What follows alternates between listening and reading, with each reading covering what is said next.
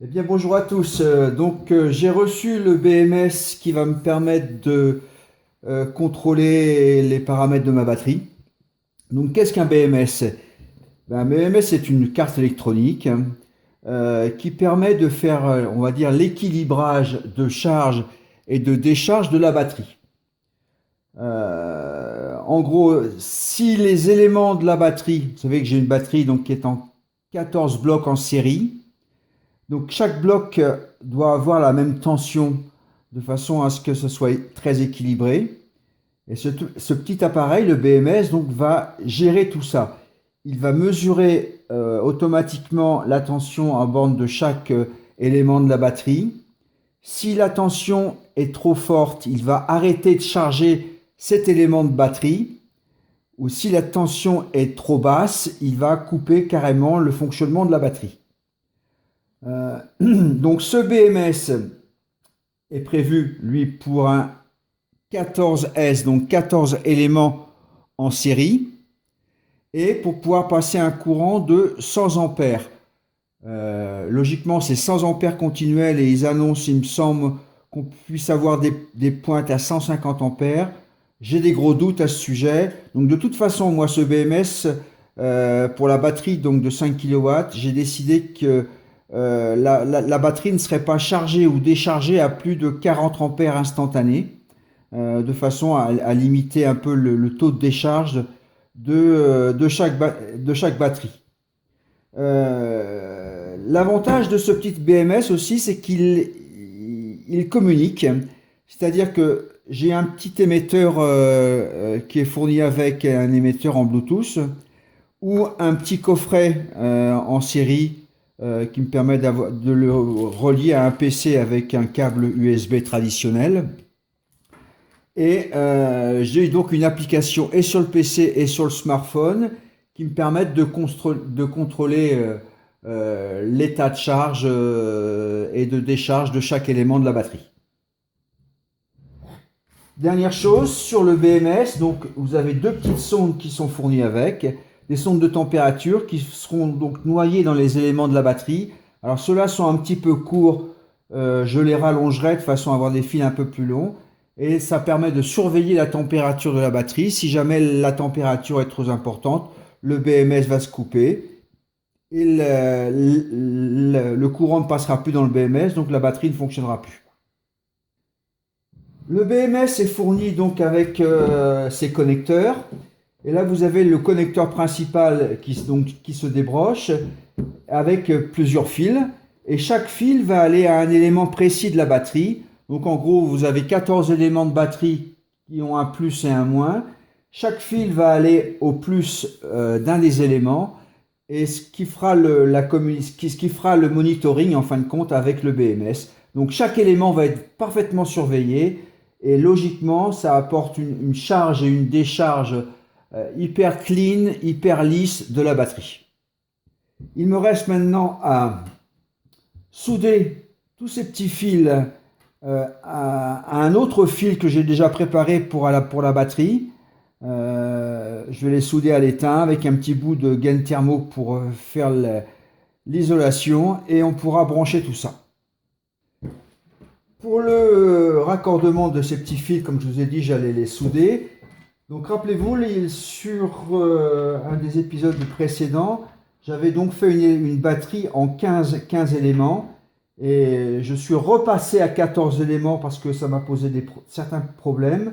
Donc j'avais déjà fait le câble à l'origine pour une batterie de 15 éléments.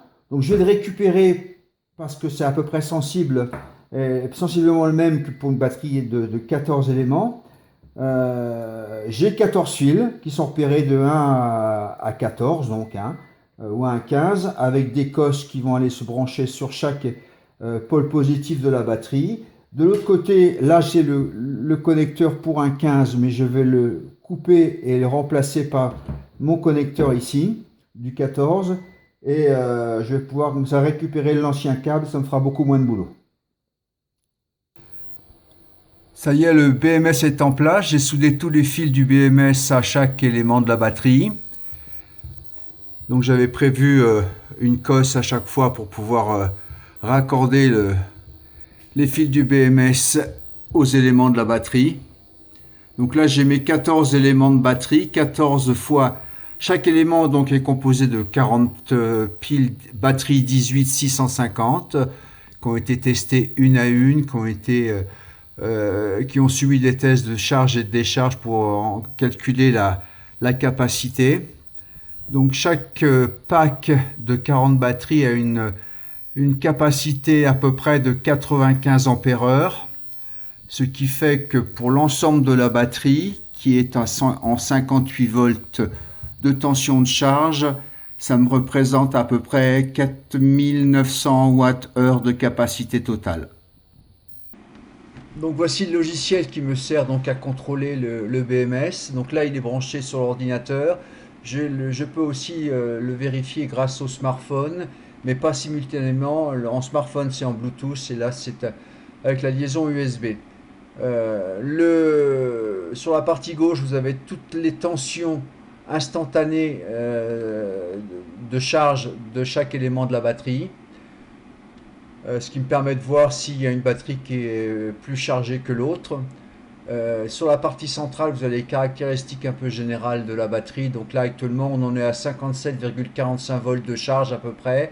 Le courant de charge est de 9 ampères. Là, c'est justifié par le fait qu'il y a très peu de soleil actuellement et que les panneaux actuellement produisent 605 watts et la petite centrale simplement 238.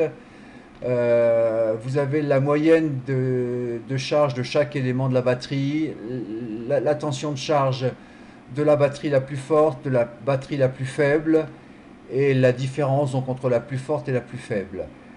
La partie en vert là, c'est la partie de capacité de la batterie. Donc actuellement, le BMS va apprendre les caractéristiques tout seul de la batterie à force de charge et de décharge. Et ici, il m'affichera au bout de quelques cycles de charge et de décharge la caractéristique exacte de la batterie. Il y a aussi l'onglet Setting qui me permet de contrôler vraiment tous les paramètres dont j'ai besoin pour cette batterie. Donc la tension de charge maximum d'un élément de la batterie, la tension de décharge minimum autorisée, l'intensité de charge, etc., etc., etc. Vraiment beaucoup de paramètres que je vais découvrir au fur et à mesure de l'utilisation. Mais déjà dans la configuration usine, ça fonctionne très bien. La batterie est protégée, les éléments sont protégés là actuellement sans aucun problème.